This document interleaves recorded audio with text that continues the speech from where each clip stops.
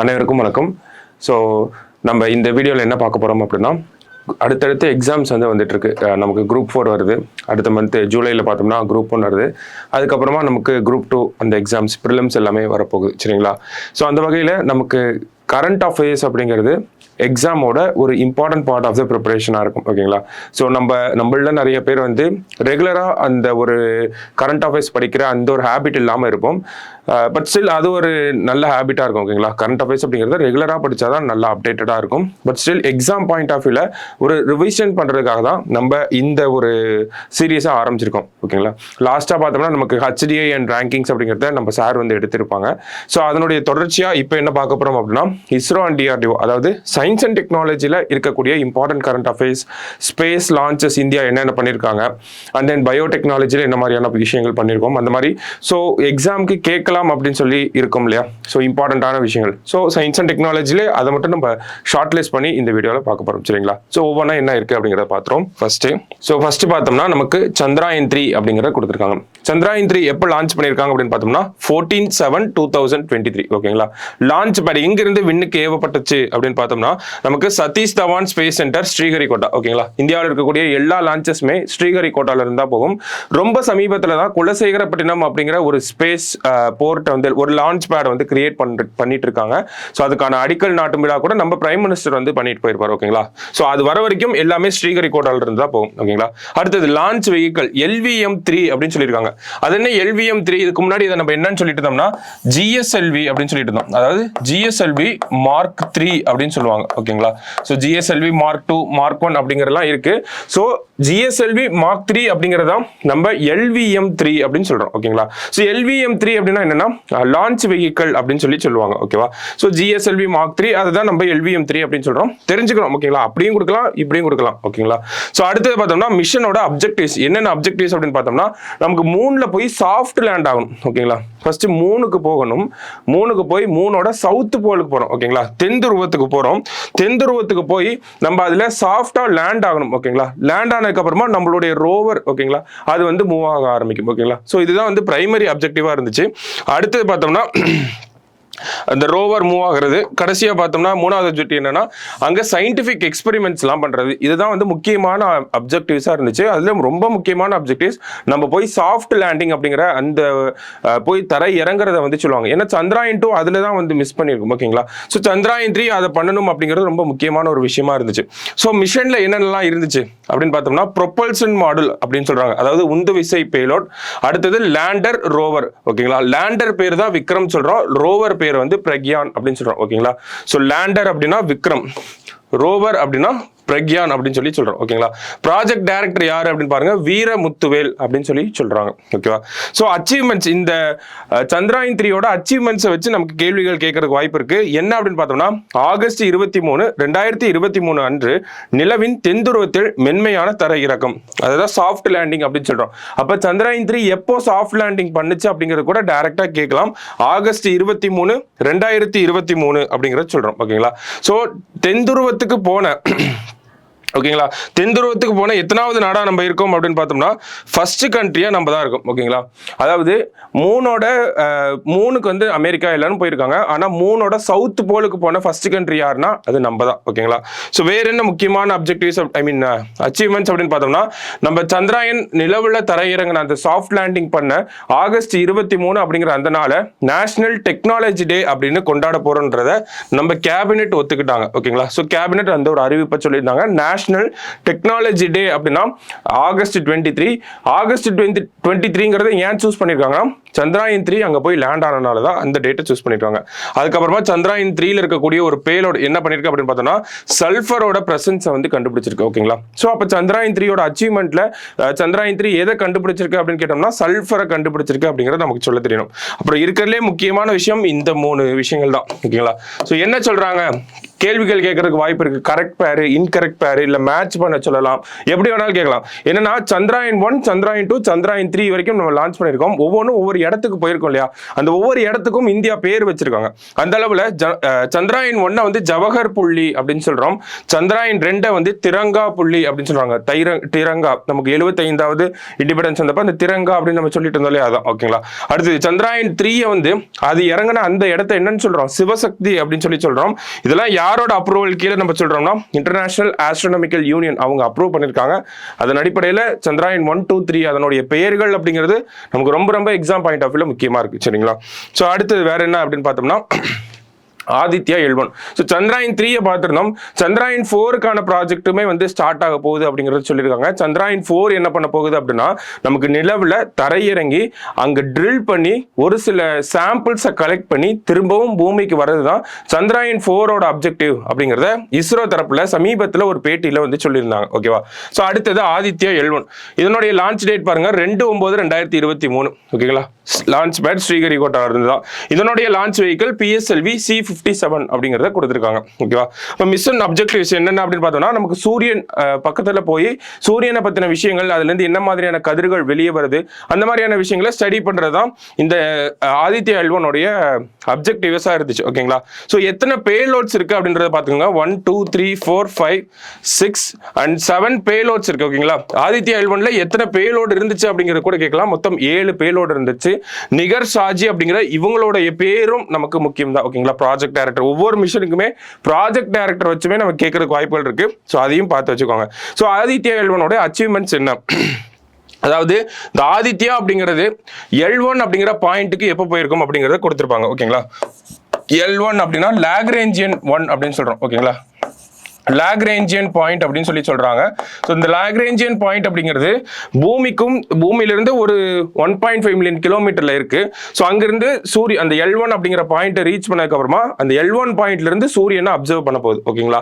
So அப்போ இந்த லாக்ரேஞ்சியன் அப்படிங்கிற இந்த பாயிண்ட்டுக்கு எப்போ போயிருக்கும் அப்படின்னு பார்த்தோம்னா ஜனவரி 6, 2024. ஓகேங்களா. ஜனவரி 6, 2024 தான் ஆதித்யா L1 புள்ளிக்கு போயிருக்கும். ஓகேங்களா. ஸோ அதனால தான் அதை ஆதித்யா L1 அப்படின்னு நம்ம சொல்றோம். ஓகேங்களா. ஸோ வேற என்ன முக்கியமான விஷயம் அப்படின்னு பார்த்தோம்னா இந்த ஹீலியாஸ் அப்படிங்கிற அந்த மிஷன் பேலோட்ல இருக்கக்கூடிய இருக்கக்கூடிய ஹீலியாஸ் அப்படிங்கிறது எக்ஸ்ரே அப்படிங்கிறத, இந்த எக்ஸ்ரே ஃபிளார்ஸ் அப்படிங்கிறத கண்டுபிடிச்சிருக்கோம். சோலார் சூரியன்லேருந்து வரக்கூடிய அந்த எக்ஸ் கதிர்களை பத்தின படங்களை வந்து பிடிச்சிருக்கும் நமக்கு. அடுத்து பார்த்தோம்னா இந்த பாப்பா அப்படின்னு சொல்லக்கூடிய இந்த பேலோடு என்ன பண்ணிருக்கும் அப்படின்னு பார்த்தோம்னா எலக்ட்ரான்ஸை வந்து டிடெக்ட் பண்ணிருக்கும். ஓகேங்களா. Detect the position of electrons அப்படின்னு சொல்லி கொடுத்துருப்பாங்க. ஓகேவா. ஸோ இது ரெண்டும் நமக்கு அச்சீவ்மெண்ட்ஸ் எல்லாமே முக்கியம் தான். சல்ஃபர் யார் பார்த்தோம்னா சல்ஃபர் அப்படிங்கிறது நமக்கு Chandrayaan 3 வரும். சூரியன்லேருந்து வரக்கூடிய எக்ஸ் கதிர்கள் அப்படின்னா நமக்கு சூரியன் அப்படின்னு வந்துட்டாலே நமக்கு ஆதித்யா L1 அப்படிங்கிறதா வரும். சரிங்களா. ஸோ இது பார்த்து வச்சுக்கோங்க. அடுத்தது பார்த்தோம்னா எக்ஸ்போசாட் அப்படிங்கிறது இந்த வருஷம் லான்ச் ஆன முதல் சேட்டலைட் எது அப்படின்னு கேட்டா எக்ஸ்போசாட். அப்படி கூட டைரக்டா இதுக்கு முன்னாடியே கேள்விகள் கேட்டிருக்காங்க. ஒரு இயர் எக்ஸாம்பிளுக்கு 2021 ஃபர்ஸ்ட் லான்ச் என்ன அப்படிங்கிற மாதிரி டைரக்டான கொஸ்டின்ஸ்லாம் கூட வந்திருக்கு. ஸோ எக்ஸ்போசாட்டை கரெக்டாக ஜனவரி 1 தான் அனுப்பியிருப்பாங்க. ஓகேங்களா. ஸோ பார்த்து வச்சுக்கோங்க. ஸோ இது என்ன லான்ச் வெஹிக்கிள் அப்படின்னு பார்த்தோம்னா PSLV C58 அப்படிங்கிறத நம்ம சொல்றோம். ஓகேங்களா. ஸோ அப்போ ஒவ்வொரு விஷயத்துக்கும் இந்த லான்ச் வெஹிக்கிள் அப்படிங்கிறது மாறிட்டே வருது. நமக்கு Chandrayaan 3 அப்படிங்கிறத பார்த்தோம்னா LVM-3 அப்படிங்கிறத பார்த்துருந்தோம். அடுத்தது ஆதித்யா L1 வந்து PSLV C57 அப்படிங்கிறத பார்த்துருந்தோம். இங்க பாருங்க PSLV C58 அப்படிங்கிறது இருக்கு. அப்ப இதை மூணையும் கொடுத்து கூட நமக்கு மேட்ச் பண்ண சொல்லலாம். ஓகேவா. பார்த்து வச்சுக்கோங்க. அடுத்தது இந்த நமக்கு இந்த எக்ஸ்போசாட் அப்படிங்கிறது என்ன படிக்க போகுதுன்னா எக்ஸ்ரே பொலாரிமீட்டர் சேட்டலைட் அப்படிங்கிறது தான் இந்த எக்ஸ்போசாட்டோட ஃபுல் ஃபார்ம். ஓகேங்களா. எக்ஸ்ரே பொலாரிமீட்டர் சேட்டலைட் அப்படின்னு சொல்றாங்க. அப்போ எக்ஸ்ரே அதை சார்ந்த விஷயங்களை தான் நமக்கு படிக்க போகுது. ஸோ அதை தான் இங்கே கொடுத்துருக்காங்க. ஓகேங்களா. அப்ஜெக்டிவ்ஸா. ஸோ மிஷன் பேலோட் அப்படிங்கிறது நமக்கு முக்கியம். ஓகேங்களா. போலிக்ஸ் அப்படிங்கிறதும் எக்ஸ்பெக்ட் அப்படிங்கிறது தான் 2 பேலோடு தான் இதுக்கு வச்சிருக்காங்க. ஸோ இந்த 2 பேலோடையும் யார் தயாரிச்சாங்க அப்படிங்கிற கேள்வி நமக்கு முக்கியம். ஒன்று பாருங்க, ராமன் ரிசர்ச் இன்ஸ்டிடியூட் எங்க இருக்கு அப்படின்னா பெங்களூர்ல. இன்னொன்னு UR ராவோ சேட்டலைட் சென்டர், அதுவும் பெங்களூர்ல தான் இருக்கு. ஓகேவா. சோ அப்ப போலிக்ஸ் அப்படிங்கிறது ராமன் ரிசர்ச், எக்ஸ்பெக்ட் அப்படிங்கிறது UR ராவோ. இந்த பேர் இது ரெண்டுமே நமக்கு முக்கியமான விஷயங்கள், நல்லா நோட் பண்ணி வச்சுக்கோங்க. ஓகேவா. கேட்கறதுக்கு வாய்ப்புகள் இருக்கு. ப்ராஜெக்ட் டைரக்டர் அப்படிங்கிறது ஜெயக்குமார். அடுத்த அச்சீவ்மெண்ட் அப்படின்னு பார்த்தோம்னா இந்தியாவோட ஃபர்ஸ்ட் எக்ஸ்ரே போலாரிமீட்டர், அதாவது இந்த ரகம் சேட்டலைட்களை நம்ம இது வரைக்கும் அனுப்பிச்சதே இல்லை. அப்ப இந்தியாவோட ஃபர்ஸ்ட் எக்ஸ்ரே போலாரிமீட்டர் சேட்டலைட் அப்படின்னு சொல்லி நமக்கு சொல்றாங்க. ஓகேங்களா. சோ அடுத்தது உலக அளவுல பாக்குறப்ப நாசாவுக்கு அப்புறமா இப்பதான் நம்ம எக்ஸ்ரே பொலாரிமீட்டர் அப்படிங்கிற அந்த ஒரு சேட்டலைட்டை அனுப்பியிருக்கோம். ஓகேவா? ஸோ அடுத்தது பாருங்க இன்சாட் 3DS அப்படின்னு கொடுத்துருக்காங்க. இது வந்து ஒரு வெதர் மானிட்டரிங் சேட்டலைட். ஓகேவா? ஸோ எப்போ அனுப்பியிருக்காங்க அப்படின்னு பார்த்தோம்னா February 17 GSLV F-14 அப்படிங்கிற அந்த லான்ச் வெஹிக்கிள் இருந்து அனுப்பியிருக்காங்க. ஓகேங்களா? ஸோ மெட்ராலஜிக்கல் அதாவது வானிலை ஆய்வுக்காக தான் இந்த ஒரு சேட்டலைட்டை வந்து அனுப்பியிருக்காங்க. இதுக்கு முன்னாடியே நம்ம இன்சாட் ரக சேட்டலைட்ஸ் எல்லாமே அனுப்பியிருக்கோம் நம்ம. சரிங்களா? ஸோ அந்த வகையில் பார்க்குறப்ப ஃபுல்லாகவே வெதர் மானிட்டரிங், இந்த ஏர்லி வார்னிங் சிஸ்டம் அந்த மாதிரியான விஷயங்களுக்காக தான் இந்த ஒரு சேட்டலைட் அப்படிங்கிறது லான்ச் ஆயிருக்கும். ஓகேங்களா? ஸோ இதுக்கு முன்னாடி அமிச்ச இன்சாட் மிஷன்ஸ் அப்படிங்கிறத கொடுத்துருக்காங்க. இதுக்கு முன்னாடி நம்ம இன்சாட் ரக சேட்டலைட் என்னெல்லாம் அனுப்பியிருக்கோம் அப்படிங்கிறது கூட முக்கியம் தான் நமக்கு. ஓகேங்களா? இன்சாட் 3D அப்படிங்கிறது 2013, இன்சாட் 3DR அப்படிங்கிறது 2016. 6 ஞாபகம் வச்சுக்கோங்க. ஓகேவா? இன்சாட் 3D அப்படிங்கிறது 3D. ஓகேவா? அது எப்போ நமக்கு 2013, இன்சாட் 3DR அப்படிங்கிறது 2016. அடுத்தது இப்போ இன்சாட் 3DS அப்படிங்கிறது 2024. ஓகேவா? முக்கியமான விஷயங்கள் எல்லாத்தையும் நோட் பண்ணி வச்சுக்கோங்க. ஓகேவா? அடுத்தது பார்த்தோம்னா நிசார் அப்படிங்கிறது. ஓகேங்களா? இந்த நிசார் அப்படின்னா என்னன்னா இது வந்து ஃபுல் அண்ட் ஃபுல் எர்த்தை கவர் பண்ண போகுது. ஓகேங்களா? இந்த நிசார் அப்படிங்கிறதுக்கு ஃபுல் ஃபார்ம் என்னன்னா Nக்கு நாசா, ஐக்கு வந்து இஸ்ரோ. ஓகேங்களா? NASA ISRO synthetic aperture radar அப்படின்னு சொல்றாங்க. ஓகேங்களா? ஸோ அப்போ இது வந்து ரேடார் மாதிரியான ஒரு செயல்பாடு கொண்ட ஒரு விஷயம் தான். அப்ப இந்த விஷயம் இந்த நிசார் அப்படிங்கிற சேட்டலைட்குள்ள 2 பேண்ட் வந்து இருக்க போகுது. ஓகேங்களா? எல் பேண்ட் அப்படின்னு சொல்றாங்க, அடுத்தது எஸ் பேண்ட் அப்படின்னு சொல்றாங்க. அப்ப இந்த எல் பேண்ட் அப்படிங்கிறது யார் உருவாக்கி இருக்காங்க அப்படிங்கிறது நமக்கு முக்கியம். ஓகேவா? எல் பேண்ட் அப்படிங்கிறத நாசாவும், எஸ் பேண்ட் அப்படிங்கிறத இந்தியாவும் அதாவது இஸ்ரோவும் உருவாக்கியிருக்காங்க. ஓகேவா? ஸோ சிம்பிளா எஸ்ஐன்னு ஞாபகம் வச்சுக்கிட்டாலே ஒன்று ஞாபகம் இருந்துச்சுன்னா இன்னொன்று எழுதிடலாம். ஓகேவா? எஸ்ஐ ஞாபகம் வச்சுக்கோங்க. எஸ் பேண்ட் வந்து இஸ்ரோ, எல் பேண்ட் வந்து நாசா வந்து நமக்கு பண்ணியிருக்காங்க. ஸோ அப்போ இந்த 2 எல் பேண்டும் எஸ் பேண்டும் சேர்ந்து என்ன பண்ண போகுது அப்படின்னா நமக்கு ஃபுல் அண்ட் ஃபுல் எர்த்தை கவர் பண்ண போகுது. ஓகேங்களா? அதாவது 14 நாள்ல எர்த்தை ஃபுல் அண்ட் ஃபுல் எர்த்தை கவர் பண்ணிடும். அதே மாதிரி எர்த்து மேல, ஓகேங்களா, பூமி மேல என்ன மாதிரியான வெதர் அப்படிங்கிறது இருக்கு. அண்ட் தென் பார்த்தோம்னா பூமிக்கு அடியில், ஓகேங்களா, நமக்கு இந்த டெக்டானிக் மூவ்மெண்ட்ஸ் அப்படின்னு சொல்லுவாங்க. ஓகேவா? அதாவது பூமி தட்டு இருக்கு இல்லையா, அதனுடைய நகர்வெல்லாம் கூட இதனால ஆய்வு பண்ண முடியும் அப்படிங்கிறத சொல்றாங்க. நீர்நிலைகள்லாம் இருக்கு இல்லையா, நீர்நிலைகள்ல என்ன அளவுக்கு தண்ணி இருக்கு, ஸோ அதை சார்ந்த ஆய்வுகளை இந்த நிசார் அப்படிங்கிற இந்த சேட்டலைட்னால பண்ண முடியும் அப்படிங்கிற முக்கியமான ஒரு அப்ஜெக்டிவ்ஸ்லாம் நமக்கு இருக்கு. ஓகேங்களா? ஸோ அதெல்லாம் நம்ம மென்ஷன் பண்ணியிருக்கோம். பாருங்க என்னன்னா கிளவுட் எல்லாம் பெனிட்ரேட் பண்ணி வெதர் கண்டிஷன்ஸை வந்து என்ன மாதிரியான வெதர் கண்டிஷன்ஸ் இருந்தாலுமே அதனால ஆய்வுகளை நடத்த முடியும், டெக்டானிக் மூவ்மெண்ட்ஸை பார்க்க முடியும், நீர்நிலைகளில் இருக்கக்கூடிய அந்த நீரின் அளவு அந்த மாதிரியான விஷயங்களை இதனால ஸ்டடி பண்ண முடியும். அடுத்தது பார்த்தோம்னா பூமியின் உயர் தெளிவுத்திறன் படங்களை உருவாக்க முடியும். அதாவது high resolution images of earth அப்படின்னு சொல்லுவாங்க. நம்ம பூமியோட இமேஜஸ் போட்டோ வந்து ஹை ரெசல்யூஷன்ல இதனால தர முடியும் அப்படிங்கிற சொல்றாங்க. முக்கியமான கடைசி விஷயம் என்னன்னா 15 இருந்து 14 நாளுக்குள்ள எர்த்தை சுத்தி வந்துடும் அப்படிங்கிறத சொல்றாங்க. ரொம்ப முக்கியமான மிஷன் இது. இஸ்ரோவும் நாசாவும் சேர்ந்து பண்ணக்கூடிய ஒரு மிஷன். இந்த வருஷம் இந்த மிஷன் அப்படிங்கிறது லான்ச் பண்ண போறாங்க. இன்ன வரைக்கும் லான்ச் பண்ணல, அதனாலதான் மற்ற விஷயங்களை நம்ம எதுவும் நோட் பண்ணலைங்க. ஆனா இந்த மிஷன் அப்படிங்கறத இந்த வருஷம் லான்ச் பண்ணிடுவாங்க. ஓகேங்களா?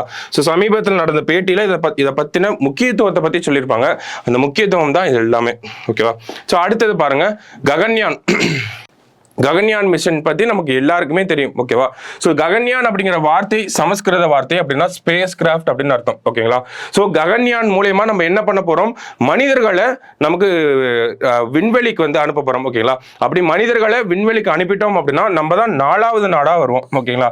4th country to send astronauts to space அப்படின்னு சொல்லி வருவோம். ஓகேங்களா? அடுத்தது லான்ச் வெஹிக்கிள் LVM-3 அப்படின்னு சொல்றாங்க. ஓகேவா? ஸோ மிஷன் பேலோட் யார், crew model, service model, Vyommitra அப்படின்னு சொல்றாங்க. க்ரூ மாடல் என்ன, இந்த மிஷனே என்ன அப்படின்னு பார்த்தோம்னா நமக்கு பூமியிலிருந்து விண்வெளிக்கு போறாங்க, ஒரு சில எக்ஸ்பெரிமெண்ட் மாதிரியான விஷயங்களை பண்றாங்க, திரும்பியும் பூமிக்குள்ள வராங்க. வர்றப்போ பேராஷூட் ஓப்பன் ஆகி ஒரு கடல் பகுதி, குஜராத் பக்கத்தில் இருக்கக்கூடிய கடல் பகுதியில் விழுவாங்க. அங்கிருந்து அவங்கள இந்தியன் நேவி ரெஸ்கியூ பண்ணி மறுபடியும் நிலப்பரப்புக்கு கூட்டிட்டு வருவாங்க. ஓகேங்களா? ஸோ இதுதான் இந்த ககன்யான் மிஷன். வானத்துக்கு போறாங்க, பேராஷூட் ஓப்பன் ஆகுது, மறுபடியும் கடல்ல விழுறாங்க, கூட்டிட்டு வராங்க. அவ்வளவுதான் இந்த ககன்யான் மிஷன் அப்படிங்கிறது. ஸோ அப்போ அதில் இருக்கக்கூடிய விஷயங்கள் க்ரூ மாடல், அந்த 3 பேர் போக போறாங்க இல்லையா, ஸோ அவங்க உட்காந்துட்டு போற விஷயத்தை தான் க்ரூ மாடல் அப்படின்னு சொல்றாங்க. சர்வீஸ் மாடல் மற்ற டெக்னிக்கல் விஷயங்கள்லாம் இந்த சர்வீஸ் மாடல்ல இருக்கும். வியோமித்ரா அப்படிங்கிறது ஒரு பெண் வடிவிலான மனித ரோபோ, ஓகேங்களா. ஸோ அது வந்து இந்த அஸ்ட்ரோநாட்ஸ்க்கு ஹெல்ப் பண்றதுக்கு உதவிகரமா இருக்கிறதுக்காக உருவாக்கியிருக்காங்க. ஸோ அதை இஸ்ரோ தான் உருவாக்கியிருப்பாங்க, ஓகேங்களா. அடுத்தது மிஷன் அப்ஜெக்டிவ்ஸ் என்ன, ஹியூமன்ஸை வந்து நமக்கு விண்வெளிக்கு அனுப்புறது, ஓகேங்களா.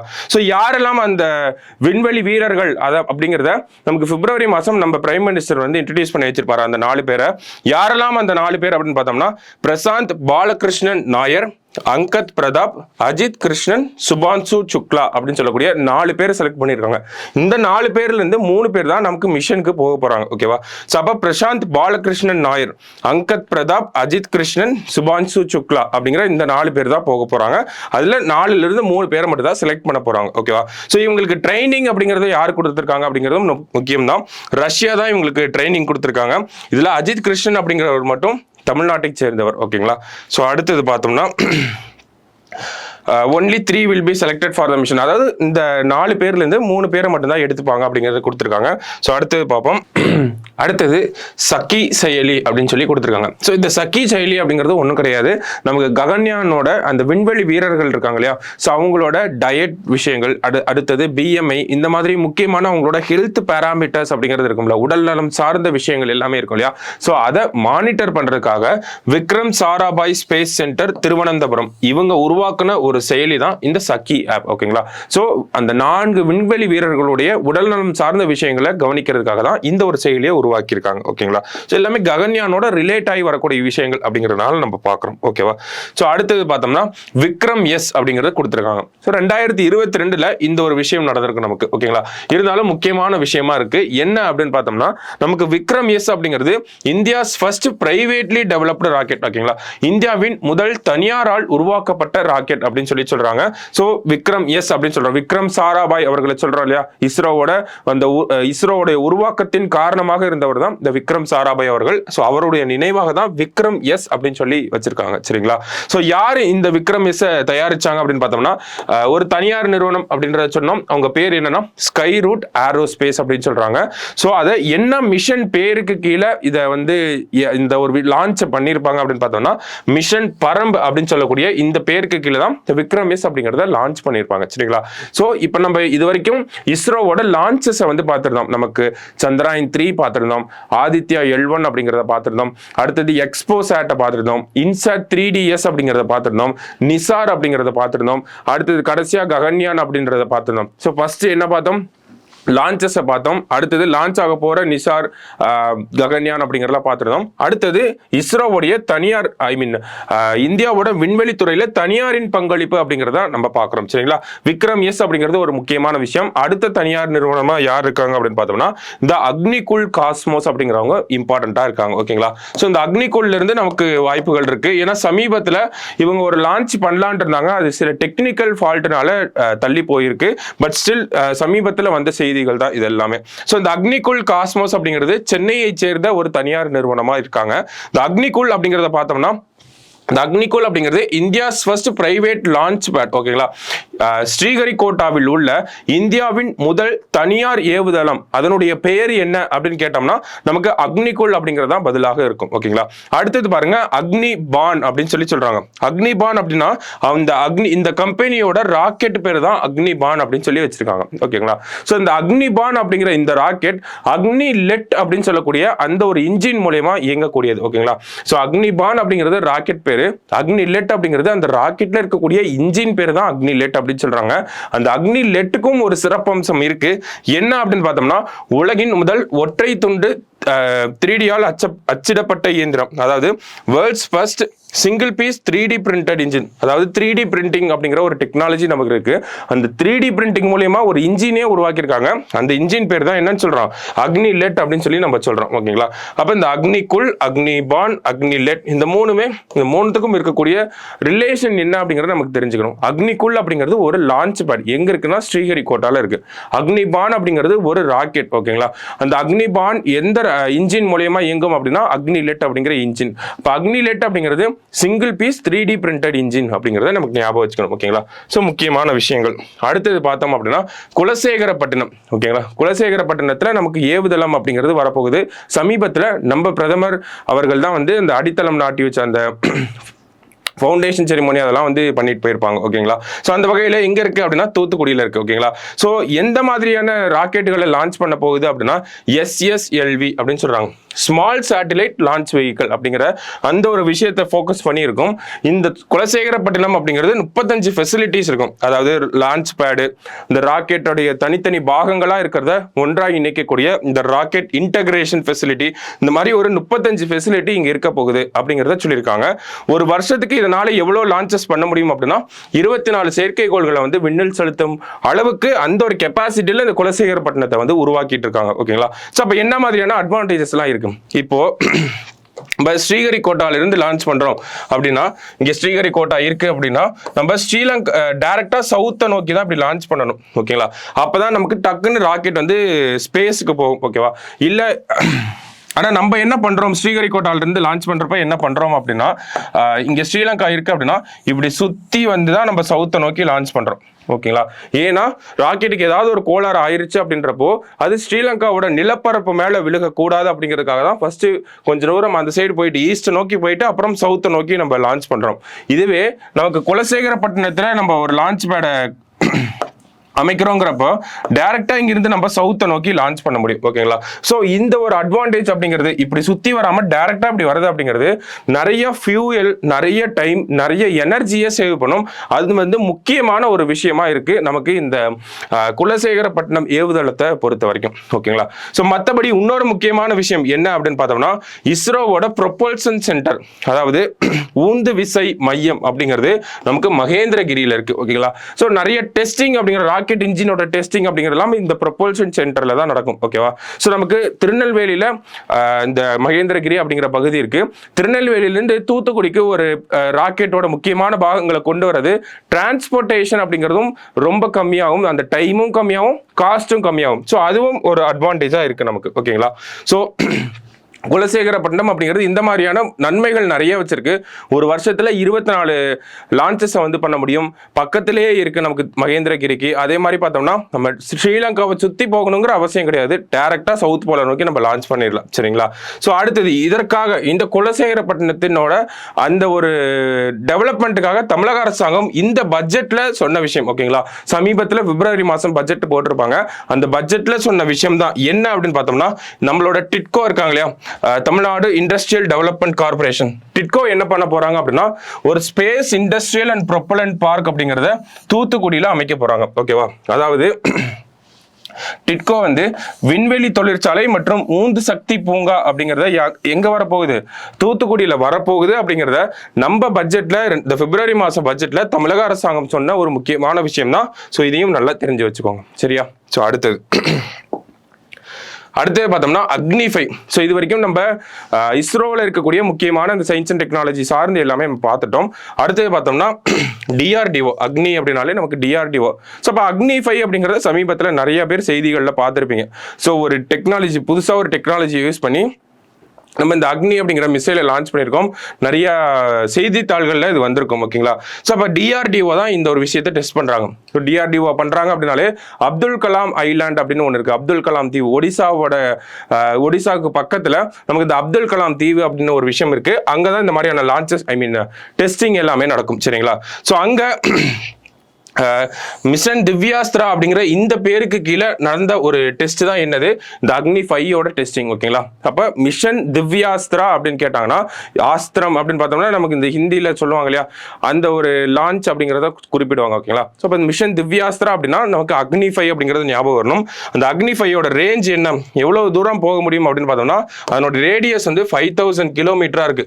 கிட்டத்தட்ட ஏசியா முழுமைக்கும் கவர் பண்ணிடும், யூரோப்ல கொஞ்சம் இடங்கள் வரைக்கும் போகக்கூடிய அளவுக்கு இதனுடைய அந்த ரேடியஸ் அப்படிங்கிறது இருக்கு. ஓகேங்களா, ரேஞ்ச் அல்லது ரேடியஸ். ஓகேவா, ஸோ என்ன ஒரு முக்கியமான விஷயம் அப்படின்னு பார்த்தோம்னா MIRV அப்படிங்கிற இந்த ஒரு தொழில்நுட்பத்தோட பயன்படுத்தியிருப்பாங்க. ஓகேங்களா, ஸோ இந்த MIRV தொழில்நுட்பம்னா என்னன்னா, நமக்கு ஒரு ராக்கெட் இருக்கும். முன்னாடிலாம் ஒரு ராக்கெட்ல ஒரு மிசைல்ல ஒரு குண்டை தான் வச்சு நம்மளால அனுப்ப முடியும். ஓகேங்களா, ஸோ அது ஒரு இடத்துல தான் போய் நம்மளோட இலக்கை தான் நம்மளால அட்டாக் பண்ண முடியும். ஒரு மிசைல், ஒரு குண்டு, ஒரு இலக்கு, இப்படிதான் இருந்துச்சு. இந்த MIRV அப்படிங்கிற இந்த டெக்னாலஜி யூஸ் பண்ணோம்னா நமக்கு ஒரே மிசைல்ல பல குண்டுகளை வைக்க முடியும். அந்த பல குண்டுகள் பல்வேறு இடங்கள்ல போய் அட்டாக் பண்ணிட்டு வரும். ஓகேங்களா, அது இல்லாமல் இந்த வைக்கக்கூடிய குண்டுகள் எல்லாமே நம்மளால நியூக்ளியர் வெப்பன்ஸை கூட வைக்க முடியும். ஓகேங்களா, ஸோ அதனால தான் இந்த MIRV அப்படிங்கிறது அவ்வளோ இம்பார்ட்டண்ட்டாக இருக்குது நமக்கு. ஓகேங்களா, அக்னி 5ல என்ன டெக்னாலஜி யூஸ் பண்ணாங்கன்னு கேட்டால் கூட நமக்கு தெரியணும். மல்டிபிள் இண்டிபெண்டன்ட்லி ரீஎன்ட்ரபிள் அப்படிங்கிறத சொல்லுவாங்க. ஓகேங்களா, அதாவது MIRV அப்படிங்கிறது. ஸோ அவ்வளோ பெருசுக்கு போக வேணாம், MIRV அப்படிங்கிறது தெரிஞ்சுக்கிட்டாலே நமக்கு போதும்.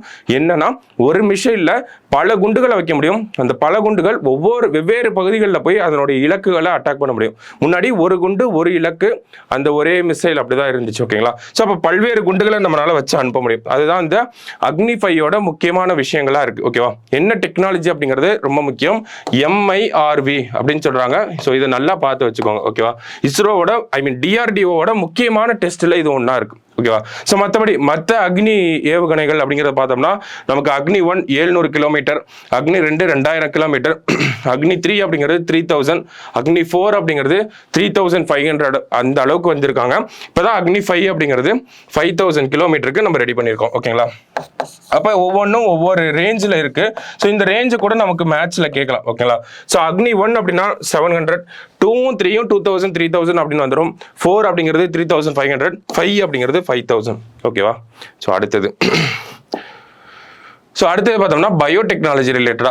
ஓகேங்களா, ஸோ பயோடெக்னாலஜி ரிலேட்டடா 1-2 விஷயங்கள் வந்துச்சு. அதில் இருக்கக்கூடிய முக்கியமான விஷயங்களை நம்ம எடுத்து வச்சிருக்கோம். ஓகேங்களா, அப்போ ஃபர்ஸ்ட் எடுத்தோடனே பார்த்தோம்னா GM மஸ்டர்ட். ஓகேங்களா, இந்த GMனா என்னன்னே ஃபர்ஸ்ட் நமக்கு தனியாக ஒரு கொஸ்டினாக கேட்டிருக்காங்க. GM அப்படின்னா ஜெனட்டிக்கலி மாடிஃபைடு அப்படின்னு சொல்றாங்க. ஓகேங்களா, ஸோ ஜெனட்டிக்கலி மாடிஃபைடு மஸ்டர்ட் இந்த சென்ஸ் கடுகு அப்படின்னு நம்ம சொல்றோம். ஓகேங்களா, ஸோ இந்த ஜெனட்டிக்கலி மாடிஃபைடு மஸ்டர்ட் அப்படிங்கிறத நம்மளோட இந்த ஜெனட்டிக் இன்ஜினியரிங் அப்ரைசல் கமிட்டி அப்படின்னு ஒரு கமிட்டி இருக்கு இந்தியாவில். இந்த மாதிரி ஜெனட்டிக் இன்ஜினியரிங்கால மாடிஃபை பண்ணக்கூடிய அந்த ஒரு தாவரங்கள் எல்லாத்தையும் அப்ரூவ் பண்றதுக்காக தான் இந்த ஒரு பாடி இருக்காங்க. ஸோ என்ன பண்ணியிருக்காங்கன்னா இதை அப்ரூவ் பண்ணியிருக்காங்க. எதனா GM மஸ்டர்ட். ஓகேங்களா, ஸோ அது என்னன்னு சொல்றாங்க அப்படின்னா தாரா மஸ்டர்ட் ஹைபிரிட் அப்படின்னு சொல்றாங்க. ஓகேவா, நம்ம சயின்டிபிக்கல் டேர்ம்ஸ்ல தாரா மஸ்டர்ட் ஹைபிரிட் DMH11 அப்படின்னு சொல்றாங்க.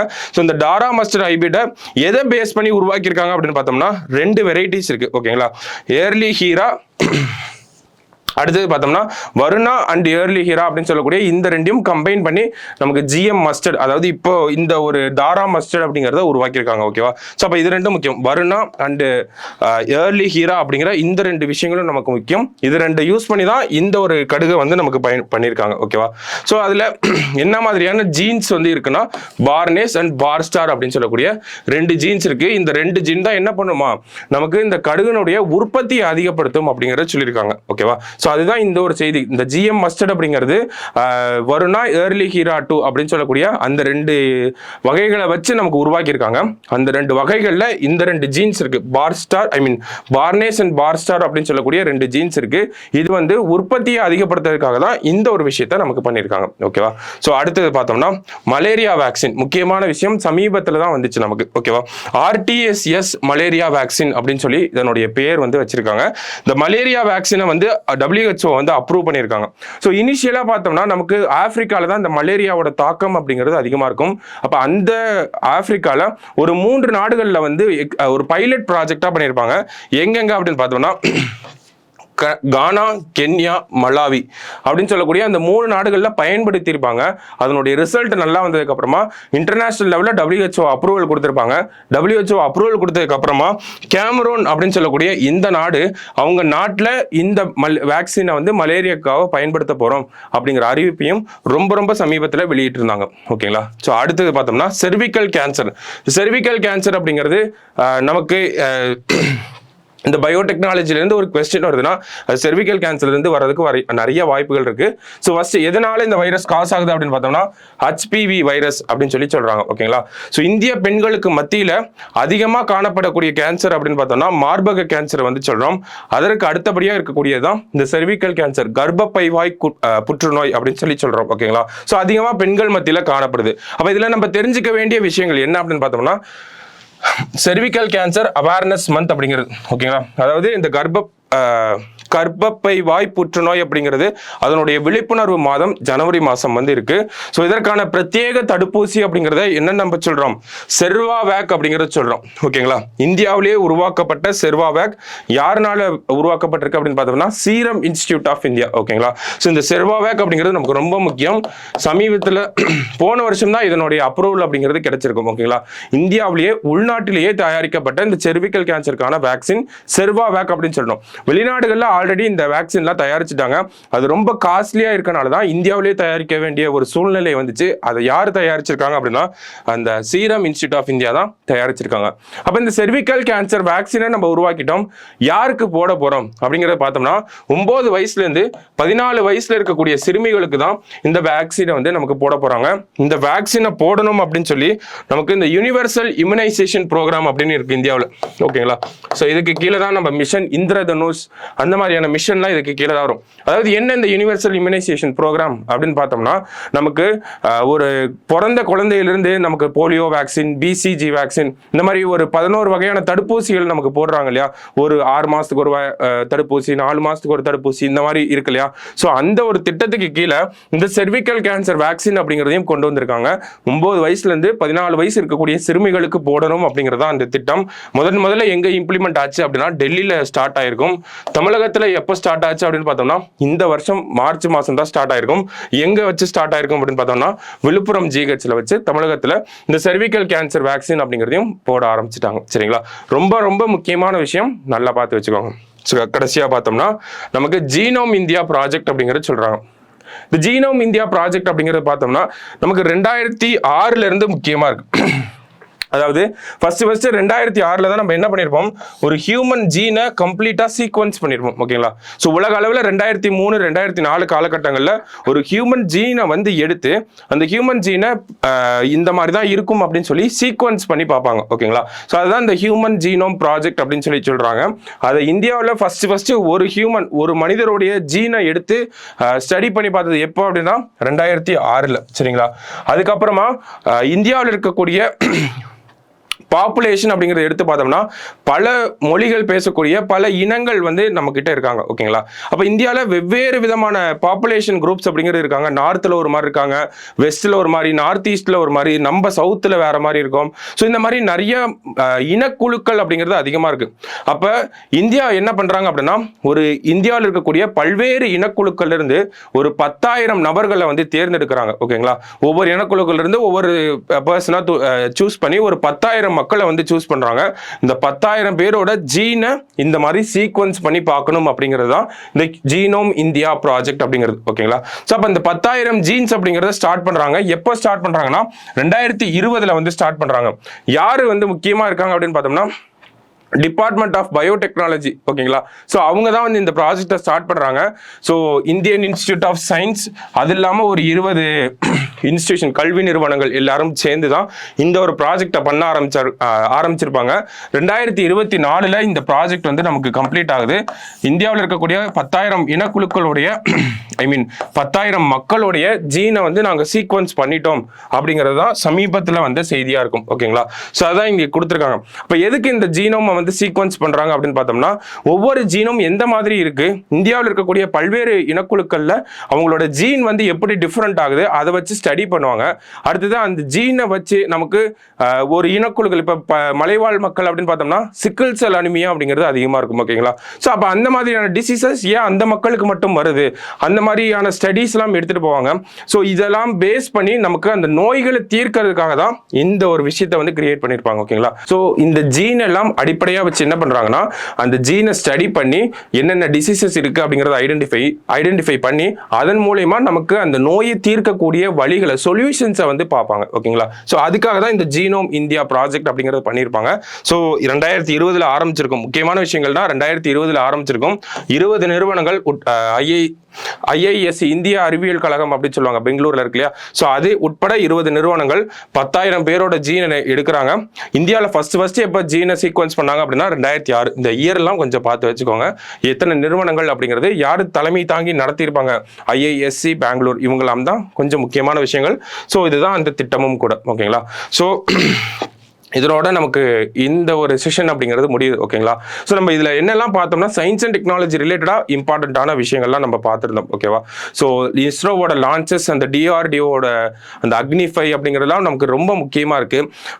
நமக்கு லான்ச்சை பொறுத்த வரைக்கும் பார்த்தோம்னா எந்த லான்ச் என்னைக்கு நடந்துச்சு, எங்கே நடந்துச்சு, அந்த ராக்கெட்டோட பேர் என்ன, PSLV C-57 58 இந்த மாதிரி எப்படி வேணாலும் நமக்கு கொஸ்டினை வந்து கேட்கலாம். ஸோ அதெல்லாம் அனலைஸ் பண்ணி தான் நம்ம இந்த இடத்துல பார்த்துருக்கோம். ஸோ இதை நல்லா படித்து வச்சுக்கோங்க. இது வீடியோக்கு கீழே PDF அப்படிங்கிறதையும் அட்டாச் பண்ணியிருப்பாங்க. இங்கிலீஷும் இருக்கும், தமிழ்லையும் இருக்கும்.